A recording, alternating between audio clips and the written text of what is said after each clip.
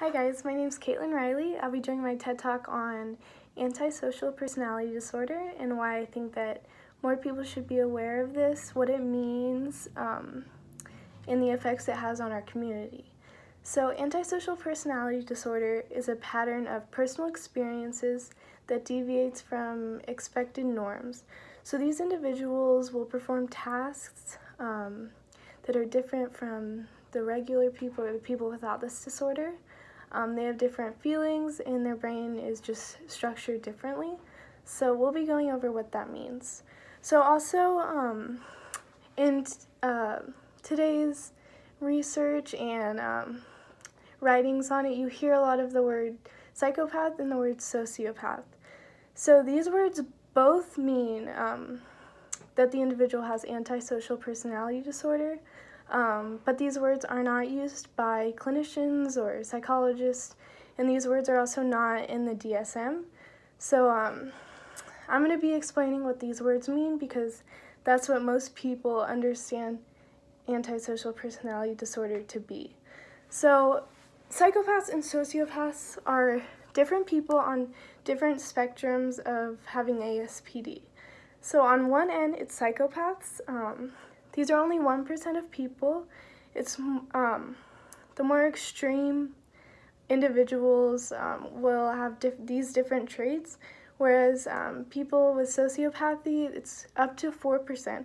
So it's a lot more people, and it's more of the milder, it's more mild on the spectrum. So psychopathy is, so it's hereditary. A lot of it's thought to be from genes or past family members with it.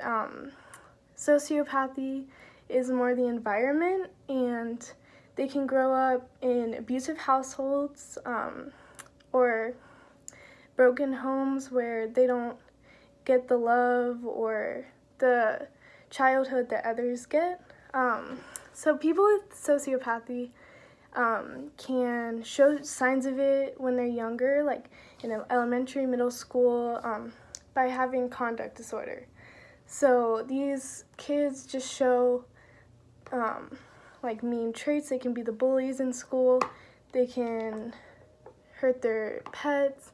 They can show things that the regular kid wouldn't have. In psychopathy, going back to that, these people are very structured in life.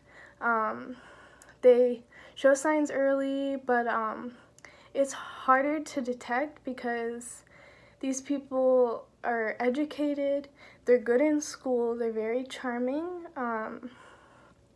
they can hold a career, they have a career for a long time, and so they're very straight down the path. Whereas sociopaths, they can't keep a job, they can't stay in school because they don't follow the rules, they're very reckless. So sociopaths are more erratic. They do what they want, when they want, they don't care what people think. And then the psychopaths are very, very intelligent. They don't do anything reckless.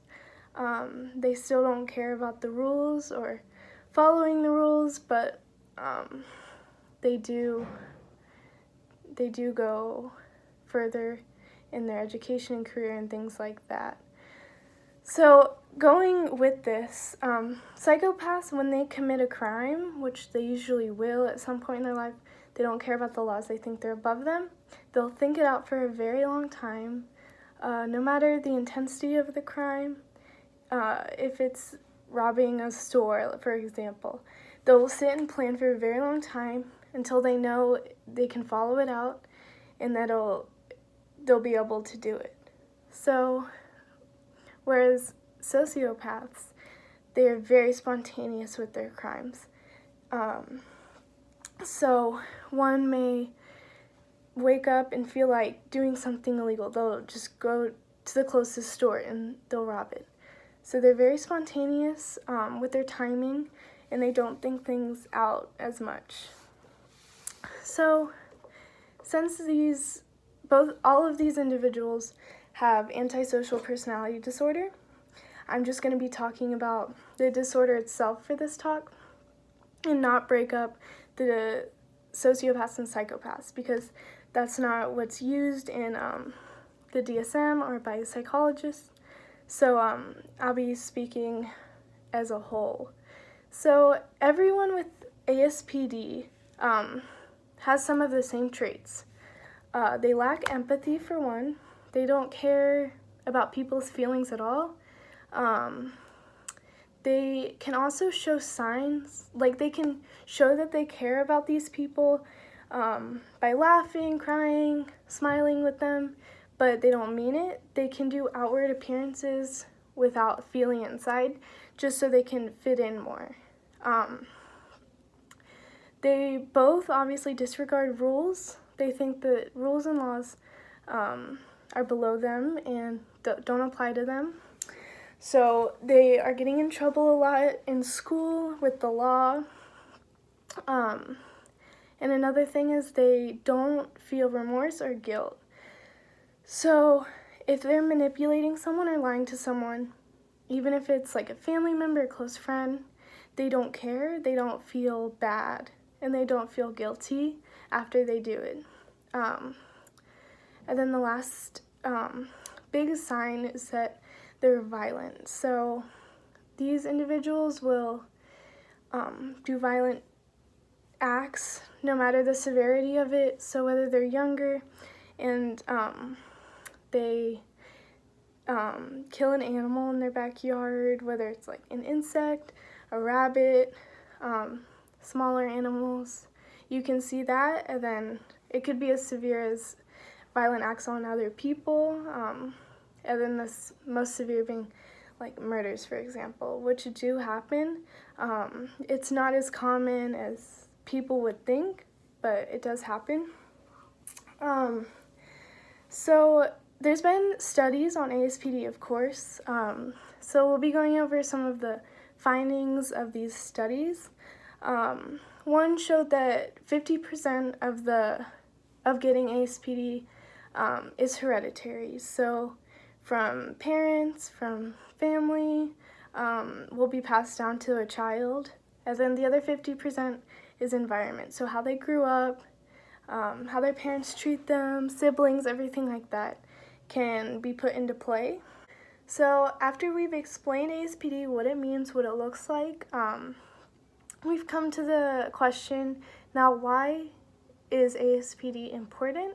Why should we know about it? Why should there be more research on it? And that's what today's talk is about. So there are a lot of disorders. PTSD, OCD are just two of them. These disorders are seen at a very high percentage compared to ASPD. So there are millions and millions of people that have different disorders like PTSD, OCD, that are medicated, and they're recognized a lot more.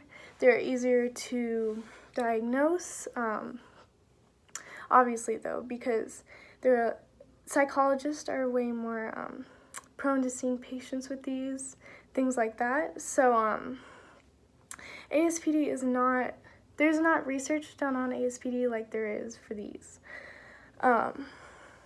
And so today I've come to talk about ASPD, and that I think all of these disorders are very important to know about, to treat, to be aware of individuals that have this, so we know how to treat them, so we can understand them better.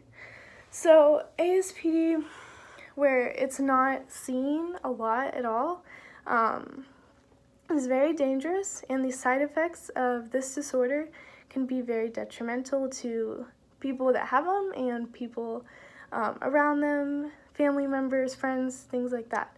So ASPD causes crimes, and it's not the person's fault per se, it's their brain, how their brain is structured.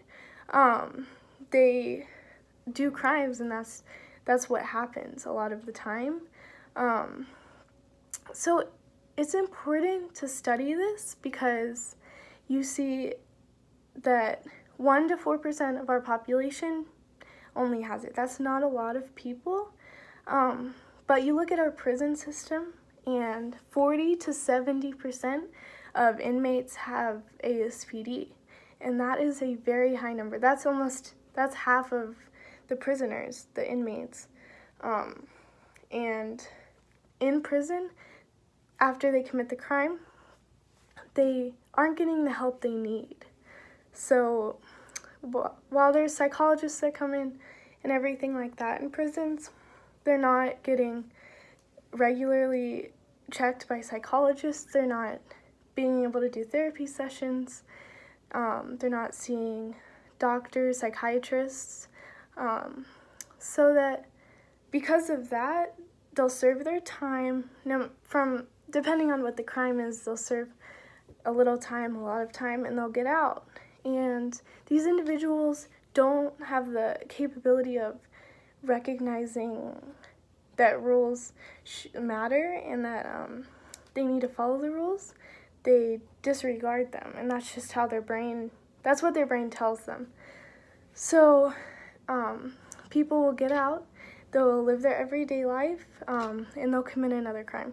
It could be stealing, it could be robbery, it could be hurting someone, it could be anything. And then these people end up back in prison. So there needs to be a way that we can stop this cycle. So we need to get these individuals the help they need. There needs to be more research on this topic because there's not a lot of research, there's not a lot of studies. There is quite a lot, but there needs to be more research done so that we can stop this cycle and we can protect the individuals with ASPD and we can protect the individuals around them. Another negative impact that ASPD serves to our population is that it makes a lot of people be incarcerated. So prison overcrowding is a very big topic, and it's a very big problem that we see. Individuals are paying tax dollars, they're paying a lot of money to help these people in prison.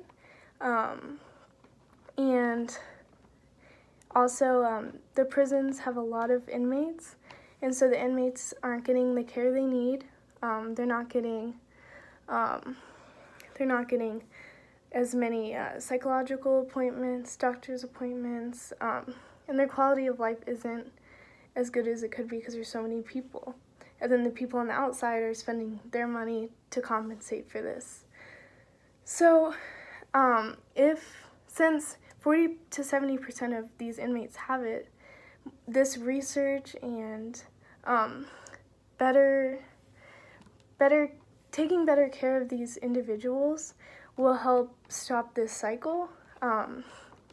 Prison overcrowding could be greatly impacted by it positively, so we could help a lot of people that need this help and things like that. So by treating ASPD and these people with it, it'll help us a lot, them and the individuals around them.